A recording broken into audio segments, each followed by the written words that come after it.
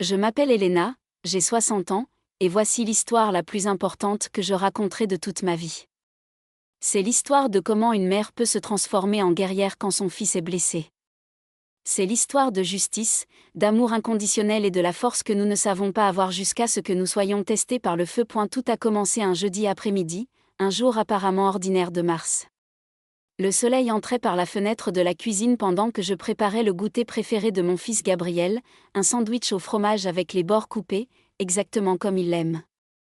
Gabriel a 28 ans, mais à bien des égards, il est encore mon petit garçon. Il est autiste, diagnostiqué à l'âge de 3 ans, et il a été ma plus grande joie et mon plus grand défi tout au long de sa vie. Cet après-midi-là, Gabriel devait participer à un atelier d'art à l'association communautaire du quartier. C'était une activité qui l'attendait avec impatience chaque semaine. L'art était son refuge, son moyen de s'exprimer quand les mots lui échappaient. Ses dessins étaient magnifiques, remplis de détails que seul son esprit unique pouvait percevoir.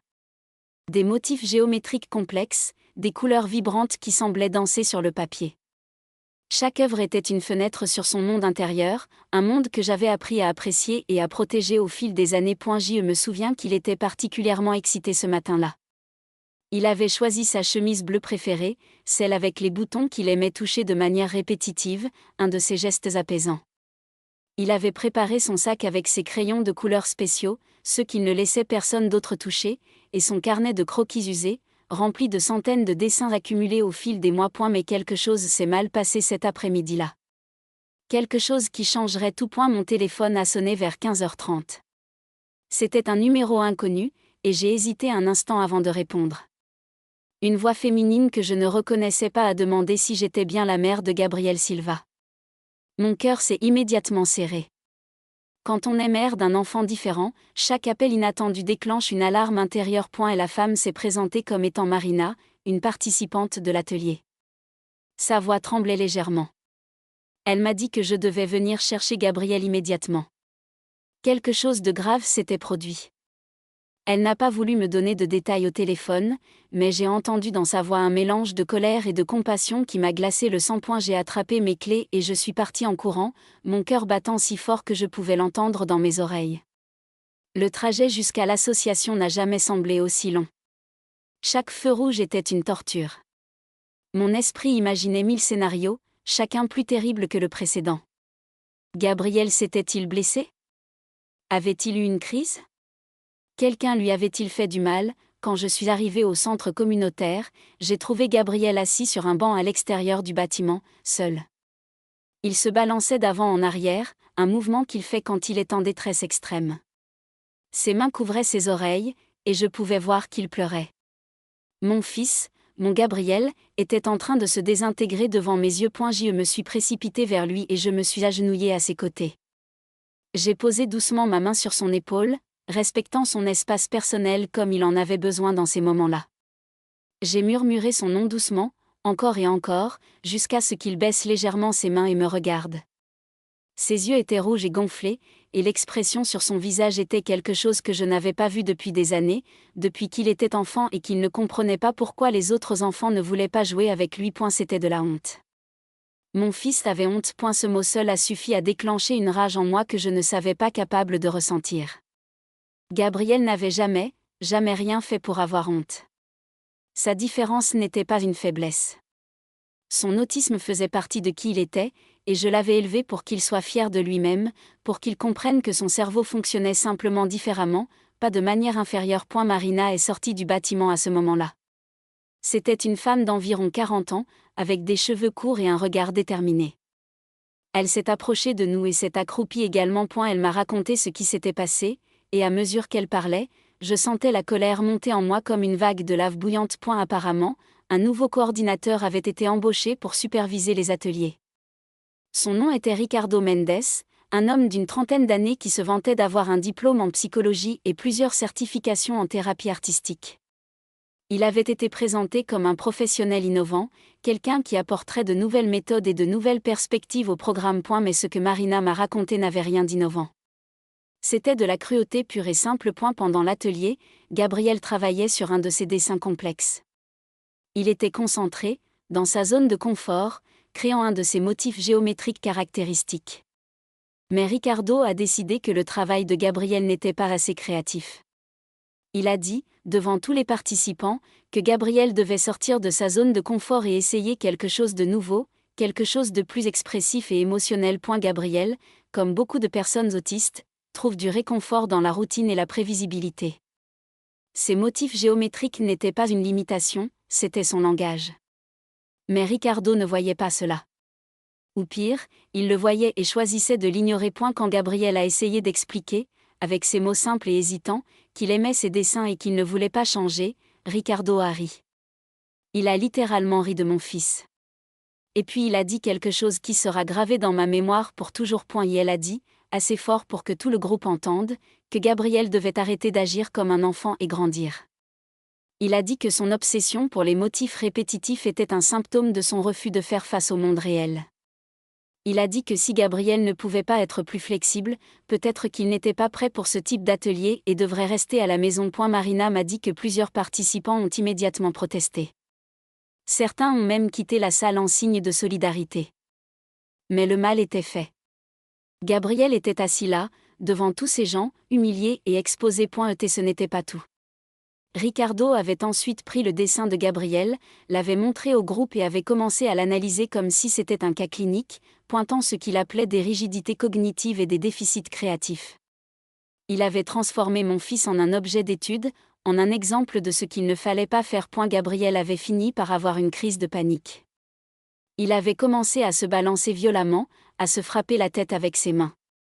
Marina et 2 autres participants avaient dû le sortir de la salle pendant que Ricardo continuait son atelier comme si de rien n'était. Quand Marina a fini son récit, j'étais tremblante de rage. Mais je devais d'abord m'occuper de Gabriel. J'ai passé la demi-heure suivante à le calmer, à lui parler doucement, à le ramener progressivement dans un état où il pouvait respirer normalement. J'ai utilisé toutes les techniques que j'avais apprises au fil des années, toutes les stratégies que nous avions développées ensemble. Finalement, quand il a été suffisamment calme pour marcher jusqu'à la voiture, je l'ai ramené à la maison. Je l'ai installé dans sa chambre avec ses objets réconfortants, sa couverture préférée, sa musique apaisante. J'ai attendu qu'il s'endorme, épuisé par l'épreuve émotionnelle, avant de retourner dans le salon. Même quoi.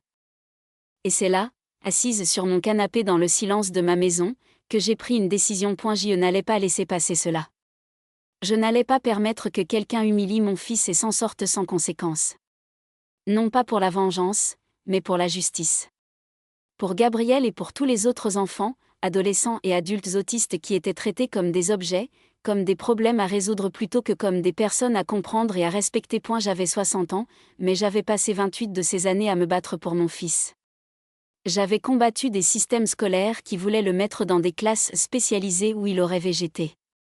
J'avais combattu des professionnels de santé qui voulaient le surmédicamenter pour le rendre plus gérable. J'avais combattu des voisins qui se plaignaient de ses comportements différents. J'avais gagné certaines batailles et perdu d'autres, mais je n'avais jamais abandonné. Je n'allais pas commencer maintenant. Le lendemain matin, après avoir assuré que Gabriel était stable et en sécurité à la maison avec sa tante Clara, j'ai commencé ma mission. Ma première étape était de documenter tout ce qui s'était passé. J'ai appelé Marina et lui ai demandé si elle serait prête à écrire un témoignage détaillé de ce qu'elle avait vu. Elle a accepté immédiatement, et m'a même donné les noms de 3 autres participants qui avaient été témoins de l'incident et qui étaient prêts à témoigner également. J'ai passé toute la journée à recueillir ces témoignages. Chaque personne que j'ai contactée était indignée par ce qui s'était passé. Certaines m'ont raconté des détails supplémentaires qui rendaient l'incident encore plus grave. Apparemment, Ricardo avait fait des commentaires désobligeants sur Gabriel dès le début de l'atelier, questionnant pourquoi quelqu'un comme lui était autorisé à participer à un programme pour adultes. Avec ces témoignages en main, je me suis rendue à l'association communautaire le lendemain. J'ai demandé à parler au directeur, un homme nommé Paulo Roberto que je connaissais depuis plusieurs années. Paulo avait toujours été compréhensif et solidaire avec Gabriel. J'espérais qu'il le serait encore maintenant. Quand je suis entrée dans son bureau, j'ai remarqué que Ricardo était là aussi. Il était assis dans un fauteuil, l'air confiant et détendu, comme si nous étions là pour discuter de quelque chose d'ordinaire.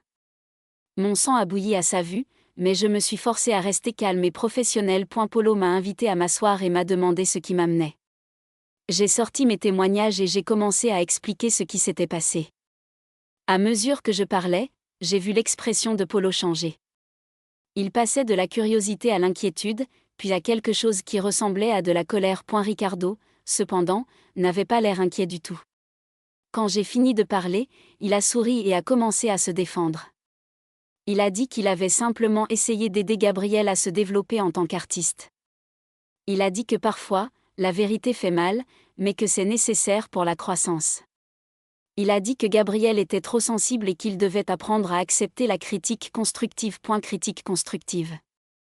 Il a osé appeler cela de la critique constructive. J'ai pris une profonde inspiration et j'ai regardé Ricardo droit dans les yeux. J'ai dit que ce qu'il avait fait n'avait rien de constructif. C'était de l'humiliation publique. C'était de la discrimination. C'était de la maltraitance psychologique envers une personne vulnérable. Ricardo a levé les yeux au ciel et a dit que j'étais une mère trop protectrice qui ne voulait pas voir la réalité. Il a dit que Gabriel avait besoin d'être confronté à ses limitations, pas d'être traité comme un enfant fragile toute sa vie. C'était la goutte d'eau qui faisait déborder le vase. Je me suis levée, et même si je ne suis pas une femme grande ou imposante, j'ai senti une force en moi qui devait être visible parce que Ricardo a reculé dans son fauteuil. J'ai dit, d'une voix que je ne reconnaissais pas comme la mienne, que Gabriel n'avait pas de limitation. Il avait des différences. Et ces différences ne le rendaient pas inférieur ou moins capable. Elles le rendaient unique.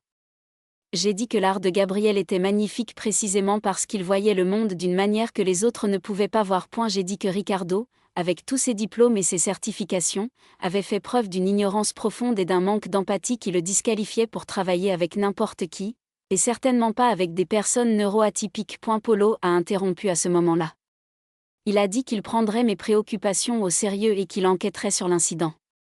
Mais je pouvais voir dans ses yeux qu'il était déchiré.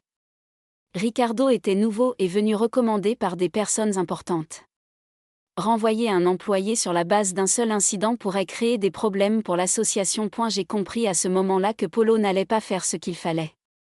Du moins, pas sans pression supplémentaire. Alors je suis sorti de ce bureau avec une nouvelle détermination. Si le système ne protégerait pas mon fils, je créerais mon propre système. Les jours suivants ont été un tourbillon d'activités. J'ai contacté toutes les organisations de défense des droits des personnes autistes dans notre région. J'ai écrit des courriels détaillés expliquant ce qui s'était passé. J'ai partagé les témoignages que j'avais recueillis.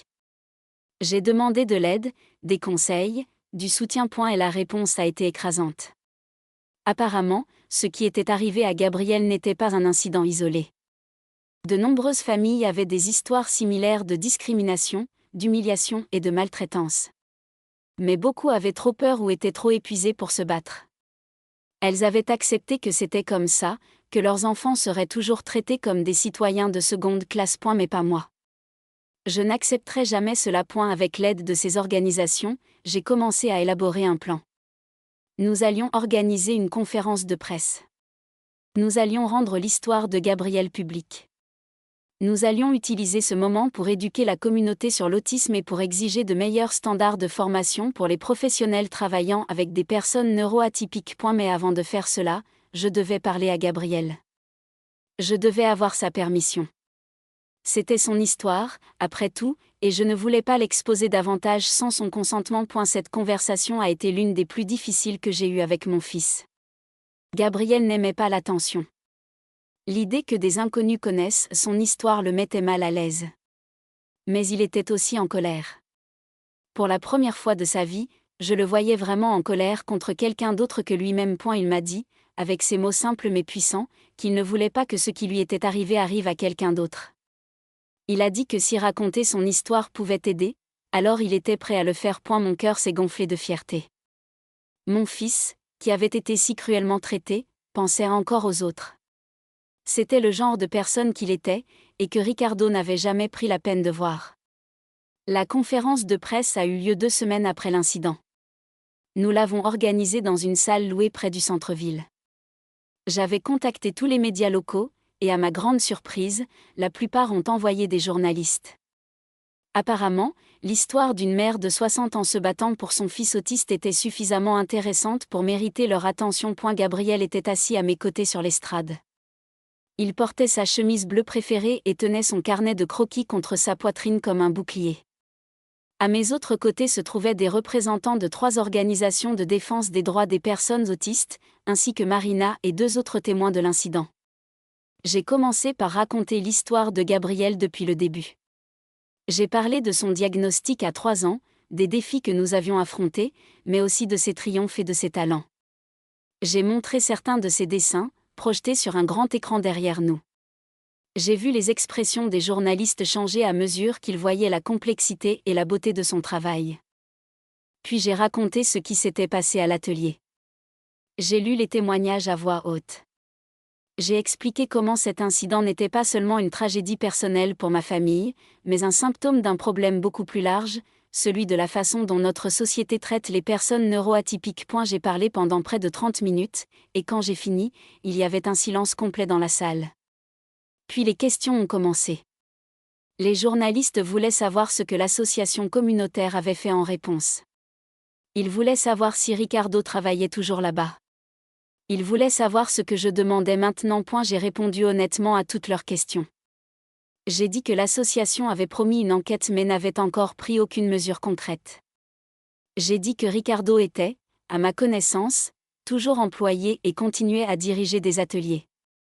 Et j'ai dit que ce que je demandais n'était pas compliqué, je voulais que Ricardo soit tenu responsable de ses actions. Je voulais que tous les professionnels travaillant avec des personnes neuroatypiques reçoivent une formation appropriée. Je voulais que les personnes autistes soient traitées avec dignité et respect, ni plus ni moins que ce que tout être humain mérite. Puis Gabriel a fait quelque chose que je n'attendais pas. Il a levé la main et a demandé s'il pouvait parler. Les journalistes ont immédiatement tourné leur caméra vers lui. J'ai posé ma main sur son épaule en signe de soutien et j'ai hoché la tête. Gabriel a parlé lentement, choisissant soigneusement ses mots comme il le faisait toujours. Il a dit qu'il n'était pas stupide. Il savait qu'il était différent des autres. Mais différent n'était pas mauvais. Ses dessins étaient importants pour lui. Il le rendait heureux. Et personne n'avait le droit de lui enlever ce bonheur. Elle a dit que ce que Ricardo avait fait lui avait fait mal. Pas physiquement, mais à l'intérieur, dans son cœur. Et il ne voulait pas que d'autres personnes comme lui se sentent comme ça. Quand il a fini de parler, plusieurs journalistes avaient les larmes aux yeux. L'un d'eux, une jeune femme, a demandé si elle pouvait prendre une photo de Gabrielle avec ses dessins. Gabrielle a accepté, à condition qu'elle ne prenne pas de photo de son visage. Elle a respecté sa demande et a photographié maintenant son carnet ouvert, montrant un de ses magnifiques motifs géométriques. Cette photo est devenue virale dans les jours qui ont suivi. Elle a été partagée sur les réseaux sociaux des milliers de fois. Les gens de partout commentaient sur la beauté du travail de Gabriel et exprimaient leur indignation face à la façon dont il avait été traité. L'histoire est parue dans tous les principaux journaux de la région le lendemain. Plusieurs chaînes de télévision l'ont couverte dans leurs bulletins d'information. Et soudain, ce qui était un incident local est devenu une conversation nationale sur l'autisme, l'inclusion et le respect. L'association communautaire a été inondée d'appels et de courriels. Certains étaient de soutien, d'autres critiques. La pression sur Polo et sur le conseil d'administration de l'association est devenue insoutenable. Ils n'avaient plus le luxe d'ignorer le problème ou de le balayer sous le tapis. 3 jours après la conférence de presse, j'ai reçu un appel de Polo. Il m'a invité à une réunion d'urgence du conseil d'administration. J'y suis allée, accompagnée d'un avocat que l'une des organisations de défense des droits m'avait mis en contact. Le conseil a annoncé que Ricardo Mendes avait été suspendu pendant qu'une enquête formelle était menée. Ils ont également annoncé qu'ils mettraient en place un programme de formation obligatoire pour tous les employés et bénévoles travaillant avec des personnes ayant des besoins spéciaux. Et ils ont présenté des excuses formelles à Gabriel et à notre famille. C'était un début, mais ce n'était pas suffisant pour moi. Je voulais des changements permanents, pas seulement des réactions temporaires à une mauvaise publicité. J'ai donc continué à pousser. J'ai travaillé avec les organisations de défense des droits pour élaborer un ensemble de directives que l'association devrait adopter. Ces directives couvraient tout, de la formation du personnel aux procédures de plainte, en passant par la représentation des personnes neuroatypiques dans les processus de prise de décision. Au cours des semaines suivantes, j'ai assisté à d'innombrables réunions. J'ai négocié, argumenté, compromis quand c'était nécessaire et tenu bon quand ça ne l'était pas. J'ai découvert que j'avais un talent pour cela, pour transformer ma colère et ma passion en action constructive. Gabriel ? Gabriel a lentement commencé à guérir. Les premiers jours après la conférence de presse avaient été difficiles pour lui. Toute l'attention était accablante. Mais à mesure que l'histoire perdait de son intensité médiatique, il a retrouvé son équilibre. Il a recommencé à dessiner, d'abord prudemment, puis avec son enthousiasme habituel. Plusieurs galeries d'art locales ont contacté après avoir vu son travail dans les médias.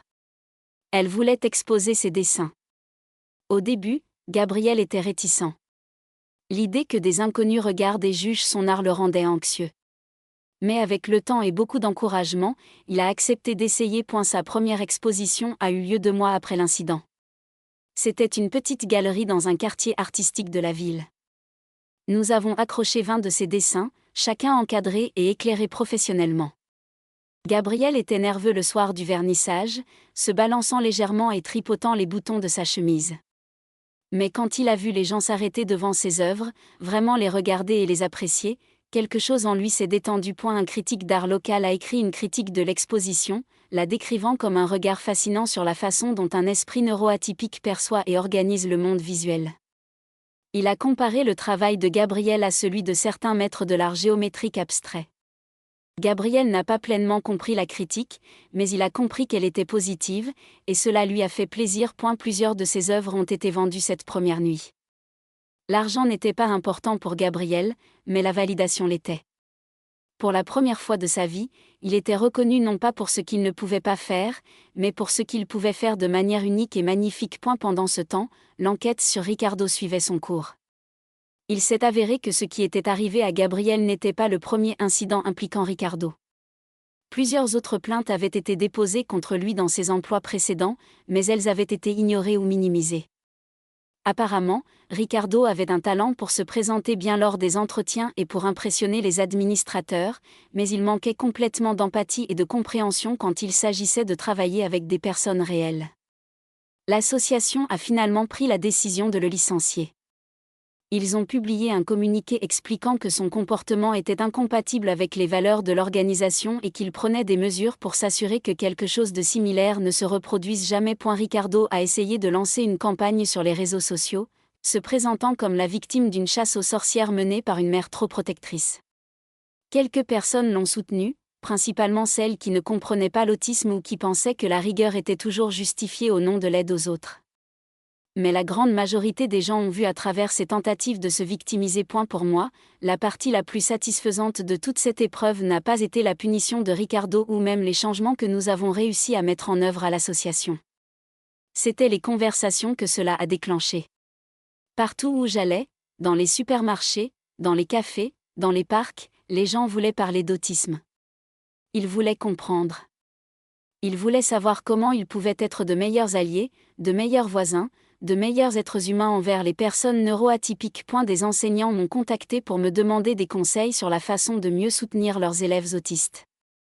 Des employeurs voulaient savoir comment créer des environnements de travail plus inclusifs. Des parents d'enfants neurotypiques voulaient savoir comment enseigner à leurs enfants à accepter et à apprécier les différences. J'ai commencé à donner des conférences dans les écoles, les entreprises et les organisations communautaires. Je racontais l'histoire de Gabriel, mais je parlais aussi plus largement de ce que signifie être autiste dans un monde conçu pour les neurotypiques. J'expliquais les défis, certes, mais aussi les forces uniques que beaucoup de personnes autistes possèdent. Gabriel m'accompagnait parfois à ces conférences. Il ne parlait pas beaucoup, mais il montrait ses dessins et répondait à quelques questions. Sa présence rendait tout plus réel pour le public. Ce n'était pas une question abstraite ou un débat théorique. C'était la vie d'une personne réelle, avec des rêves, des talents et des sentiments. 6 mois après l'incident, l'association communautaire a organisé une cérémonie spéciale.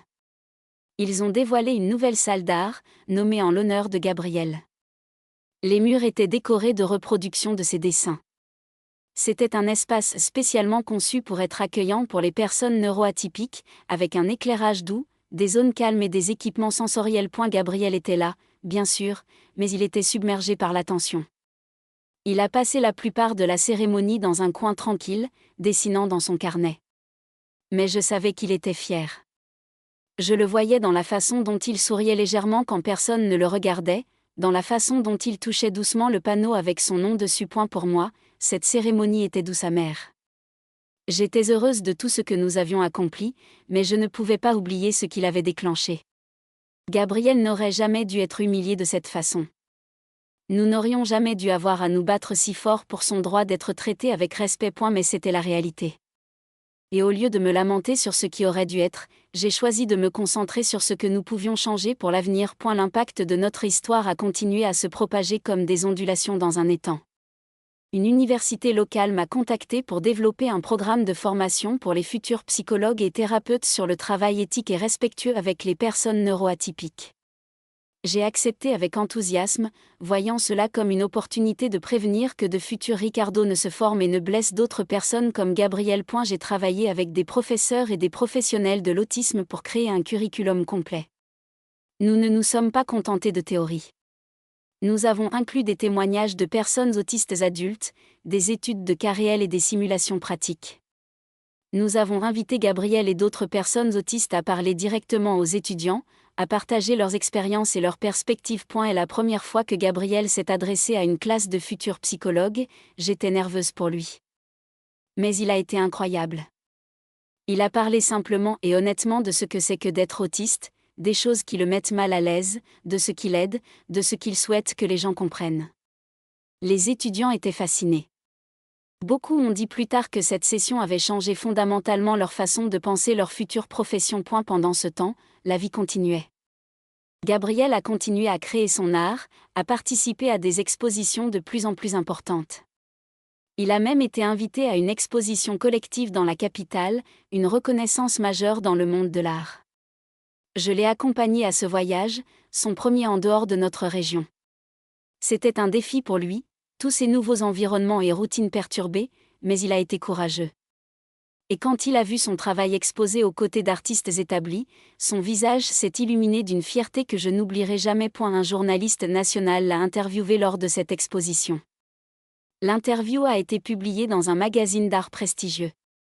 Le journaliste avait pris le temps de vraiment comprendre Gabriel, de lui poser des questions d'une manière qu'il pouvait traiter, de respecter ses besoins. L'article qui en a résulté était magnifique, parlant de Gabriel non pas comme un artiste autiste, mais simplement comme un artiste, dont le travail se trouvait être informé par sa perspective neuroatypique unique. 1 an après l'incident, j'ai reçu un appel inattendu. C'était une productrice de télévision qui voulait faire un documentaire sur notre histoire. Au début, j'étais sceptique. Je ne voulais pas que Gabriel soit exploité ou transformé en spectacle. Mais la productrice, une femme nommée Lucia, avait elle-même un frère autiste. Elle comprenait l'importance de raconter l'histoire correctement, avec sensibilité et respect. Nous avons passé plusieurs semaines à discuter de ce que serait le documentaire. Lucia a insisté pour que Gabriel soit impliqué dans toutes les décisions. Elle lui a montré des storyboards, lui a expliqué ce qui serait filmé et quand, lui a donné un contrôle complet sur ce qui pourrait être inclus. Gabriel a apprécié cette approche. Cela lui a donné la prévisibilité dont il avait besoin pour se sentir en sécurité. Le tournage du documentaire a pris 3 mois. Lucia et son équipe ont filmé Gabriel dans son environnement quotidien, au travail dans son atelier d'art, lors de nos promenades dans le parc, même pendant certaines de mes conférences. Ils ont également interviewé Marina et les autres témoins de l'incident original, des professionnels de l'autisme, et même Polo de l'association communautaire. Ce qu'ils n'ont pas fait, c'est interviewer Ricardo. Lucia m'a expliqué qu'elle ne voulait pas lui donner une plateforme. Le documentaire n'était pas sur lui. C'était sur Gabriel, sur notre combat pour la justice et la dignité, et sur les changements systémiques que nous essayons de créer. Quand le documentaire a été diffusé sur une chaîne nationale, l'impact a été énorme. Des millions de personnes ont vu notre histoire. Les réseaux sociaux ont explosé avec des discussions sur l'autisme, l'inclusion et les droits des personnes handicapées. Des familles de partout dans le pays m'ont contacté, partageant leurs propres histoires de discrimination et de lutte. Mais ce qui m'a le plus touchée, ce sont les messages des personnes autistes adultes elles-mêmes. Beaucoup m'ont dit qu'elles avaient vécu des expériences similaires à celles de Gabriel, mais qu'elles n'avaient jamais eu le courage ou le soutien pour se défendre. Elles ont dit que voir notre histoire leur avait donné de l'espoir. Que cela leur avait montré qu'elles n'étaient pas seules. Que leurs expériences comptaient. L'un de ces messages venait d'un jeune homme de 22 ans nommé Lucas. Il m'a raconté comment il avait été humilié dans son lieu de travail à cause de ses comportements autistes. Il avait fini par démissionner, convaincu qu'il n'aurait jamais sa place dans le monde professionnel. Mais après avoir vu le documentaire, il avait trouvé le courage de porter plainte contre son ancien employeur. Il m'a écrit pour me remercier d'avoir montré que se battre était possible, que les personnes autistes méritaient respect et justice. J'ai pleuré en lisant son message. C'était exactement pour cela que j'avais fait tout ça. Pas seulement pour Gabriel, mais pour tous les Gabriel, tous les Lucas, toutes les personnes qui étaient traitées comme moins que humaines simplement parce que leur cerveau fonctionnait différemment. J'ai commencé à correspondre régulièrement avec Lucas et avec d'autres personnes autistes qui m'avaient contacté. J'ai appris tellement d'elles. J'ai réalisé que même après 28 ans en tant que mère d'une personne autiste, il y avait encore tant que je ne comprenais pas pleinement. Elles m'ont enseigné sur leurs expériences, leurs défis, leurs joies, leurs frustrations avec un monde qui ne semblait pas conçu pour elles. Ces conversations m'ont inspiré à étendre mon travail de plaidoyer. J'ai commencé à travailler avec des groupes de défense dirigés par des personnes autistes elles-mêmes, pas seulement par les parents ou les professionnels. J'ai appris l'importance du slogan « Rien sur nous sans nous ». J'ai compris que même avec les meilleures intentions, je ne pouvais pas vraiment parler pour les personnes autistes. Je pouvais amplifier leur voix, mais elles devaient être celles qui menaient la conversation. Gabriel a également commencé à s'impliquer davantage dans la communauté autiste. Avec mon soutien et celui de quelques amis qu'il avait fait lors des expositions d'art, il a rejoint un groupe de soutien pour adultes autistes. Au début, il y allait une fois par mois, s'asseyant généralement en silence, écoutant les autres parler de leurs expériences. Mais progressivement, il a commencé à participer davantage, à partager ses propres pensées et sentiments. Un jour, environ 18 mois après l'incident original, Gabriel est rentré du groupe de soutien avec quelque chose de nouveau dans ses yeux. C'était une détermination que je n'avais jamais vue auparavant. Il s'est assis avec moi dans le salon et m'a dit qu'il voulait faire quelque chose. Et elle voulait créer un espace sûr pour d'autres personnes autistes pour faire de l'art. Un endroit où ils ne seraient jamais jugés ou critiqués pour la façon dont ils créaient. Un endroit où leurs perspectives uniques seraient célébrées, pas pathologisées. Mon cœur a gonflé de fierté et d'émotion. Mon fils, qui avait été si blessé, voulait maintenant aider les autres. Je lui ai dit que je l'aiderais de toutes les manières possibles. Nous avons passé les mois suivants à planifier. Nous avons cherché un espace approprié, un petit studio dans un quartier calme de la ville. Nous l'avons équipé avec soin, en tenant compte des besoins sensoriels variés des personnes autistes.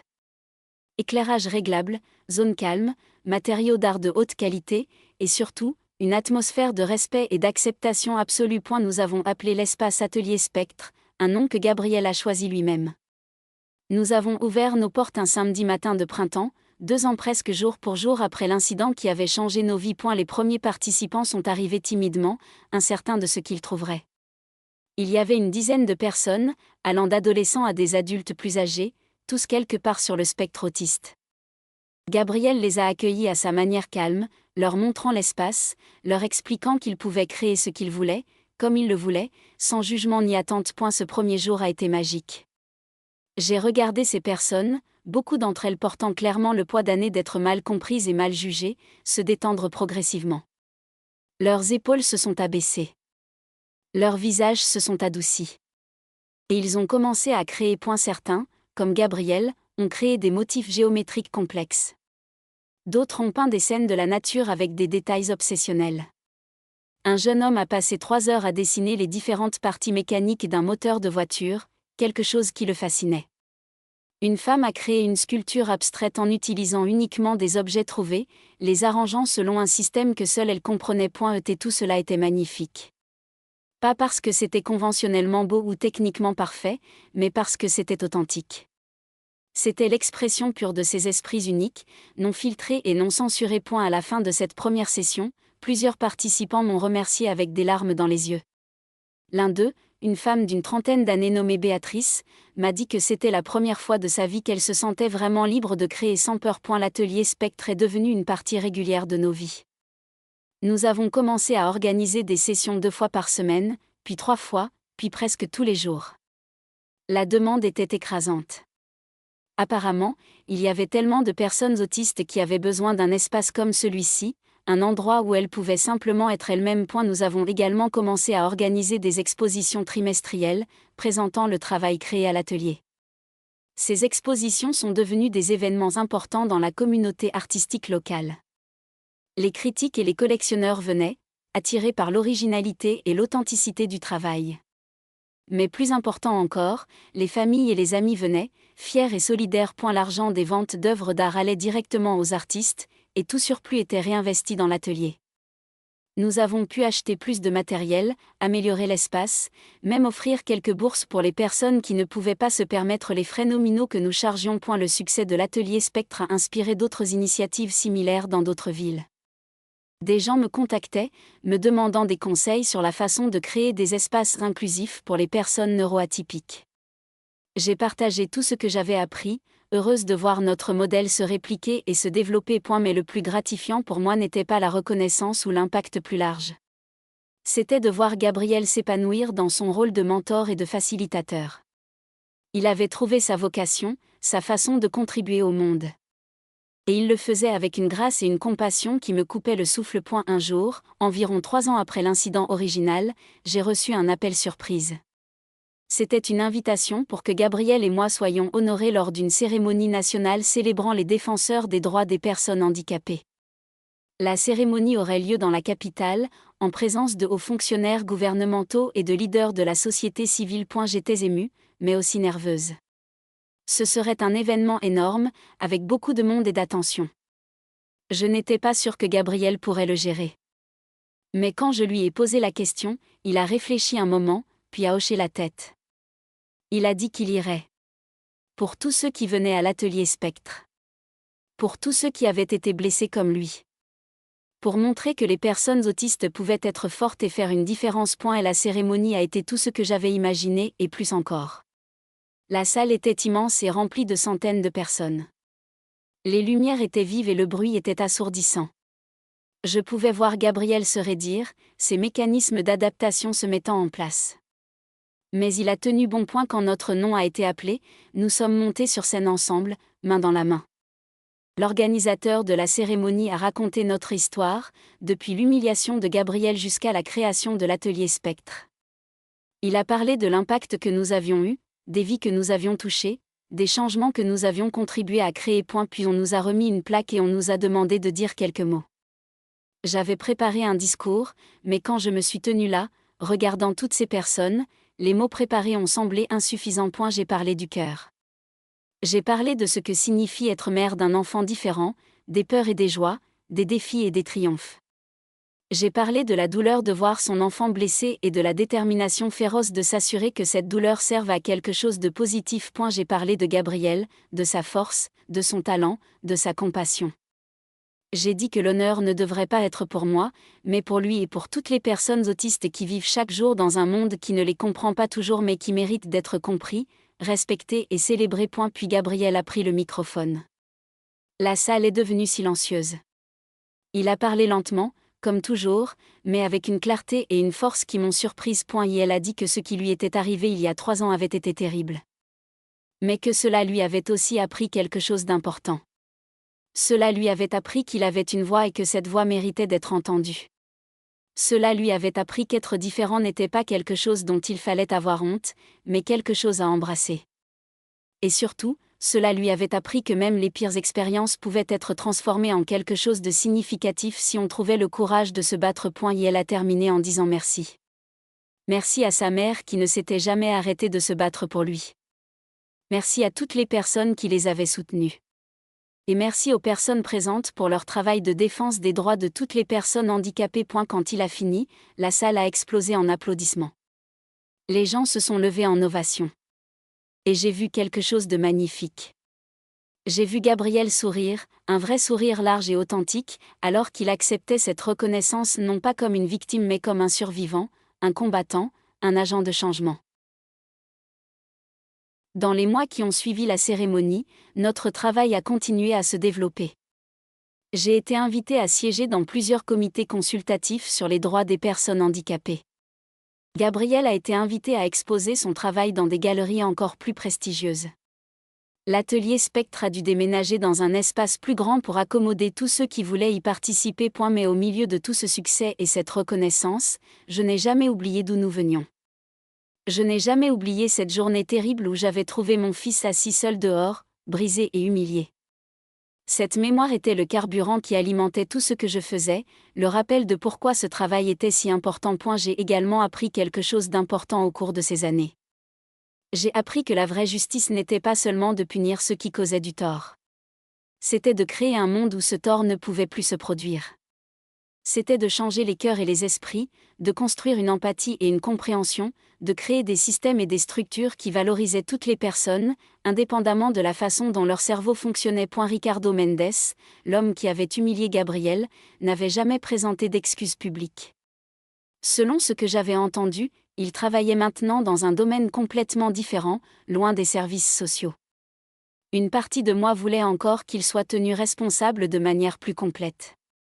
Mais une autre partie, la partie qui avait grandi et mûri à travers ce voyage, comprenait que l'obsession de sa punition ne servirait à rien. Le vrai travail était de s'assurer qu'il n'y ait plus de Ricardo dans le futur, que les gens comme lui ne soient plus en position de blesser des personnes vulnérables. 4 ans après l'incident, l'atelier Spectre célébrait son anniversaire. Nous avons organisé une grande fête, invitant tous ceux qui avaient fait partie du voyage, des premiers participants aux supporters et aux alliés. La galerie était remplie d'art créé au cours des années, un témoignage vibrant de la créativité et de la résilience de la communauté autiste. Gabriel se tenait au centre de tout, entouré de ses amis et de ses collègues artistes. Il riait, un son que j'avais rarement entendu quand il était jeune. Il était heureux, vraiment et profondément heureux. Et en le regardant, j'ai senti quelque chose se détendre en moi, une tension que j'avais portée depuis son diagnostic il y a tant d'années. J'avais passé presque 3 décennies à m'inquiéter pour Gabriel. À me demander s'il serait accepté, s'il trouverait sa place dans le monde, s'il serait heureux. Et maintenant, finalement, je pouvais voir que oui. Il avait trouvé sa place. Il avait trouvé sa communauté. Il avait trouvé sa joie. Ce soir-là, après que tous les invités soient partis et que nous ayons rangé la galerie, Gabriel et moi sommes restés assis dans le silence tranquille de l'atelier. Il dessinait, comme toujours, ses mains se déplaçant avec assurance sur le papier. Je le regardais, ce fils merveilleux qui m'avait appris tant de choses sur l'amour, la force et la persévérance. Il a levé les yeux de son dessin et m'a regardé. Puis il a dit quelque chose qu'il disait rarement, quelque chose qui ne venait pas facilement à lui. Il a dit « Je t'aime maman. Merci de ne jamais avoir abandonné. » Les larmes ont coulé sur mon visage alors que je le prenais dans mes bras. J'ai dit que je ne pourrais jamais abandonner, qu'il était la plus belle chose qui me soit jamais arrivée, que chaque bataille avait valu la peine. En rentrant chez nous ce soir-là, j'ai réfléchi à tout ce qui s'était passé depuis cette terrible journée de mars il y a 4 ans. L'humiliation de Gabriel aurait pu nous briser. Elle aurait pu nous rendre amers et défaitistes. Mais au lieu de cela, nous l'avions transformé en quelque chose de puissant et de positif. Nous avions transformé la douleur en action. Nous avions transformé la colère en changement. Nous avions pris le pire moment de nos vies et l'avions utilisé comme catalyseur pour créer quelque chose de beau et de significatif. Je me suis rendu compte que c'était là le vrai pouvoir d'une mère guerrière. Ce n'était pas dans la vengeance ou la punition. C'était dans la capacité de prendre ce qui avait été brisé et de le reconstruire plus fort. C'était dans le refus de laisser la cruauté et l'ignorance avoir le dernier mot. C'était dans la transformation de la victimisation en action, de la douleur en but, du désespoir en espoir. Aujourd'hui, à 64 ans, je continue ce travail. Gabriel continue son art, son mentorat, sa contribution silencieuse mais profonde au monde. L'atelier Spectre continue de croître et de prospérer. Et la conversation sur l'autisme, l'inclusion et l'acceptation continue d'évoluer, lentement mais sûrement. Parfois, je reçois encore des messages de personnes qui ont entendu notre histoire. Des parents qui me disent que nous leur avons donné de l'espoir. Des personnes autistes qui me disent que nous leur avons donné du courage. Des éducateurs et des professionnels qui me disent que nous avons changé leur façon de voir leur travail. Chaque message est un rappel que ce qui est arrivé à Gabriel, aussi douloureux que cela ait été, n'a pas été en vain. Cela a déclenché quelque chose de plus grand que nous, quelque chose qui continuera longtemps après que nous soyons partis. Ils ont humilié mon fils autiste devant tout le monde. Mais ce qu'ils n'imaginaient pas, ce qu'ils ne pouvaient pas imaginer, c'est qu'ils réveillaient une force qu'ils ne pourraient jamais contrôler. La force de l'amour d'une mère. La force d'une communauté unie. La force de la justice et de la vérité. Ils ont humilié mon fils, oui.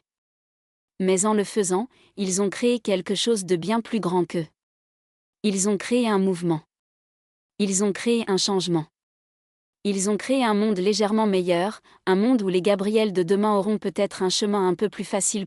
C'est là ma victoire.